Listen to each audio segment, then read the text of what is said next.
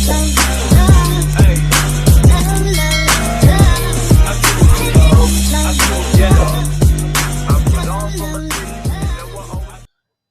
Friends, स्वागत है एक बार फिर आपके अपने चैनल में बता मैकेनिकल क्लब में। आज हम लोग क्या पर्पस होता है हमारा कॉस्टिंग करने का, क्या पर्पस होता है हमारा एस्टिमेशन करने का, आज इस चीज़ के ऊपर हम डिस्कशन करेंगे। और एस्टिमेशन और कॉस्टिंग के अंदर क्या डिफरेंस होता है फ्रेंड्स। एस्टिमेशन जो होते हैं वो प्रोडक्ट को बनाने से पहले हम उसका एस्टिमेट लगाते हैं कि हमारा प्रोडक्ट जो है उसके अंदर कितना खर्चा आएगा और कैसे कैसे करके हमने सब काम करने हैं। और कॉस्टिंग जो होती है जब हमारा न्यू प्रोडक्ट की डेवलपमेंट हो जाती है उसके बाद कॉस्टिंग का एनालिसिस होता है प्रॉपर कि हमारा जो है ये खर्चा जो है कॉस्टिंग के ऊपर आएगा ही आएगा। तो एस्टिमेशन जो होता है वो जो हमारा पहले से हमने कोई प्रोजेक्ट करे होते हैं मिलते जुलते उनसे हम आइडिया लेके अपने एस्टिमेशन लगा लेते हैं। और कॉस्टिंग जो होती है जब एक्चुअल मशीन्स का rate, actual production line setup का रेट, एक्चुअल लेबर रेट वो सब लगता है तो हमारे पास वो कॉस्टिंग के अंदर एंटर हो जाता है। तो फ्रेंड्स आज हम लोग इन दोनों चीज़ों के बारे में जानेंगे। तो सबसे पहले हम लोग जानते हैं कि हमारा एस्टिमेशन का क्या पर्पस होता है। फ्रेंड्स जो हम एस्टिमेशन करते हैं, हम लोग कोई भी काम करें, हमें कोई भी नया प्रोडक्ट बनाना है तो उसके लिए हम एस्टिमेट्स निकालते हैं जिससे कि हमें पता लग सके कि उसके ऊपर एक्चुअल जो कॉस्ट जो है वो कितनी आएगी। तो मैन्युफैक्चरर को इंडिकेट हो जाता है कि जो भी वो प्रोजेक्ट लगा रहा है उसके ऊपर जो है वो उसके लिए इकोनॉमिकल भी है या नहीं है। ऐसा तो नहीं कि वो अभी लगाने के लिए तो 10% उसके पास पैसा हो और पैसा जो आगे 10 रुपए की जगह 100 रुपया लगता हो। तो इस चीज़ को पूरा ध्यान में रखा जाता है, इसलिए हम लोग क्या करते हैं सबसे पहले एस्टिमेशन करते हैं। एक मैन्युफैक्चरर को चूज़ करने में मतलब हेल्प करता है कि बहुत सारे अल्टरनेटिव में से कि मुझे किस तरह की प्रोडक्शन जो है वो लगानी चाहिए, लाइक ऑटोमेटिक लगानी चाहिए, मैनुअल लगानी चाहिए।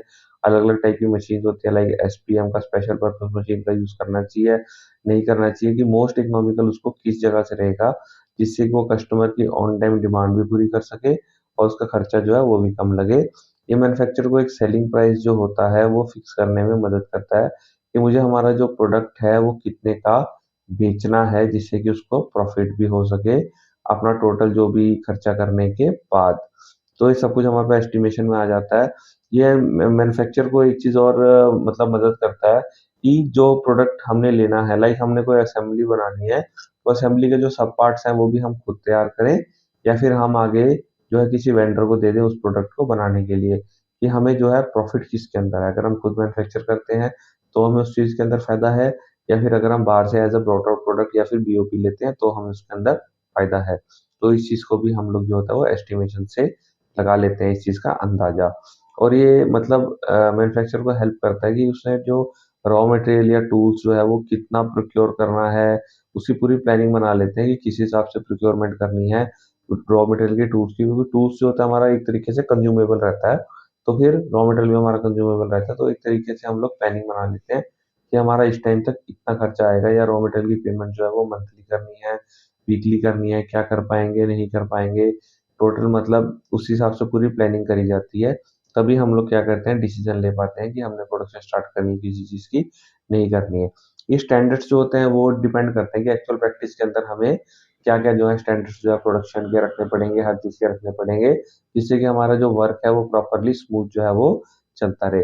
इसके बाद फ्रेंड्स क्या कर देते हैं कि किस तरह के इक्विपमेंट्स हमें चाहिए होंगे, क्या-क्या लेबर की रिक्वायरमेंट होएगी, कितनी हमें एडमिनिस्ट्रेटिव एक रिक्वायरमेंट होएगी, कि सैलरी बनाने के लिए कितने पर्सन चाहिए होंगे, कितनी जगह चाहिए होगी, हर चीज़ की जो है हम लोग एस्टिमेशन कर लेते हैं जिससे कि हमारा प्रॉपर जो है पूरा खर्चा जो है वो निकल के आ जाता है। उस हिसाब से हम लोग डिसाइड करते हैं कि हमें प्रोडक्शन करनी है, इस प्रोडक्ट को बनाना है या फिर नहीं बनाना है।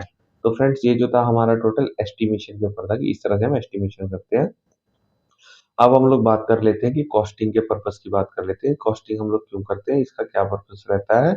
तो फ्रेंड्स कॉस्टिंग के और एस्टिमेशन के ज़्यादा जो है डिफरेंस तो नहीं होते, लेकिन इसके अंदर क्या हो जाता है, एक हमें एनालिसिस प्रूफ मिल जाता है और एस्टिमेशन के अंदर क्या हो जाता है, एक हमारा जो प्रोबेबिलिटी होती है उसके अंदर एक क्या होता है, अंदाज़ा हो जाता है। तो हम लोग क्या करते हैं इसके अंदर हम एक्चुअल कॉस्ट जो होती है वो कोशिश करते हैं निकालने की, और फाइनल प्रोडक्ट की जो कॉस्ट आएगी वो कि हम इतने प्रोडक्ट अगर मैन्युफैक्चर करते हैं तो हमें ये कॉस्ट जो है वो कंपनी को पड़ेगी। ये चीज़ जो है हम कॉस्टिंग से देख लेते हैं हमारा कॉस्टिंग का है। ये क्या कर देता है, ये भी इसके अंदर भी हमें फिक्स हमें बेसिस मिल जाता है कि हमें सेलिंग प्राइस जो है अपना कितना रखना पड़ेगा। तो हमें कॉस्टिंग के अंदर सबसे मेन चीज़ जो रहती है कि हमें कस्टमर को किस चीज़ कितने प्राइस के ऊपर सेल करना है ताकि हमें प्रॉफिट हो सके और हमारा जो काम है वो स्मूथ चलता रहे। जो भी प्रोडक्शन के अंदर एक्सपेंसेस लगेंगे ऑपरेशंस के ऊपर, क्रिटिकल ऑपरेशंस के ऊपर, वो हम जो कॉस्टिंग फाइनल कर देते हैं, हमें क्रिटिकल ऑपरेशंस का तब पता लगता है जब हम फाइनल बनाते हैं। उसके ऊपर क्या खर्चा आएगा हमारा, कौन-कौन सी स्पेशल पर्पस मशीन लगेगी, कौन सी स्पेशल हमारी टूलिंग रहेगी, उनकी क्या कॉस्ट रहेगी और उनको किस हिसाब से ऐड करा जाएगा, ये टोटल जो होता है हमारे कॉस्ट शीट के अंदर ही पता लग पाता है। इससे हम एस्टिमेट भी लगा लेते हैं अपनी एक्यूरेसी का, कि हमारी एक्यूरेसी कितनी रहेगी किसी चीज को करने में, किसी प्रोडक्ट को बनाने में, जिससे कि हम लोग कस्टमर को कमिटमेंट उसी हिसाब पे करें कि हमारी एक्यूरेसी इतनी है और हम इतने हिसाब से अपना जो भी प्रोडक्शन है या प्रोडक्ट है उसको सप्लाई कर सकते हैं। इसके बाद हम लोग ये भी देख लेते हैं कि जो हम प्रोडक्ट बना रहे हैं, क्या वो हमारे लिए प्रॉफिटेबल रहेगा। ऐसा तो नहीं कि आज को हम स्टार्ट कर दें और कल को हमें प्रॉब्लम आए जिसकी वजह से हमारा प्रोडक्ट जो है वो लॉस में ना चला जाए। तो ये सब कुछ हमें कॉस्टिंग के एस्टीमेट से ही पता लग पाता है। इसके बाद क्या कर देते हैं हम कि हमने जो कंपोनेंट जो है, वही बात सेम है कि हम परचेज करें या आउटसाइड वेंडर से ले लें, हमें कहाँ पे इसका मुनाफा रहेगा, कहाँ पे हमें इसका लॉस रहेगा। तो बेसिकली फ्रेंड्स कुछ पॉइंट्स जो है वो एस्टिमेशन और कॉस्टिंग के अंदर सेम भी है। हमें एक जो है इसके अंदर परचेज की प्राइस लिमिट भी बन जाती है कि अगर हम इससे ऊपर कोई भी कंपोनेंट अपना परचेज करते हैं तो फिर हमें जो है इसमें लॉस होने के चांसेस हो जाते हैं। बिकॉज कॉस्टिंग जो होता है वो एक तरीके से फाइनल प्रूफिंग दे दी जाती है कस्टमर को कॉस्ट प्राइस देने से पहले पहले, तो हमें हर चीज का एनालिसिस रखना पड़ता है इस चीज के अंदर।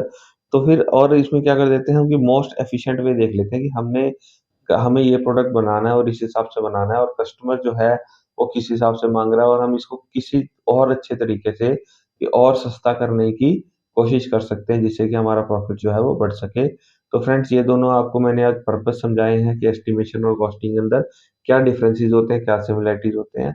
आशा करता हूँ आपको वीडियोस पसंद आई होगी, अच्छी लगी है तो प्लीज इसको लाइक जरूर कीजिएगा। Thank you.